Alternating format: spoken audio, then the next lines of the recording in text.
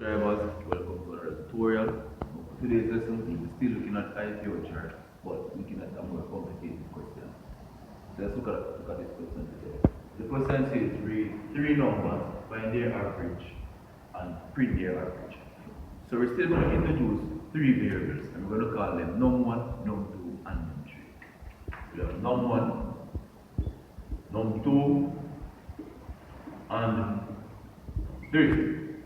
Now the first thing we need to do is to find the total. So we're going to introduce a variable to store the total for this number, and you can just call it total, right?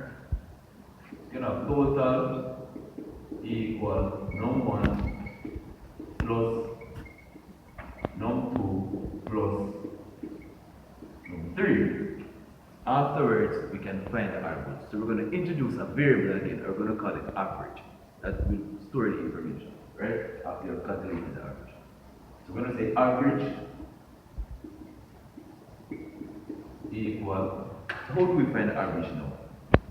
Since we have already found the total here, we don't need to add again down here. All we need to do is divide the total by 3. And why we divide by 3? Because we have 3 numbers here. 1, num2, and num3. So we divide the total by 3. So now average equal total divided by num3. So that's what we find your average, right? So we're going to print now. So we're going to print average.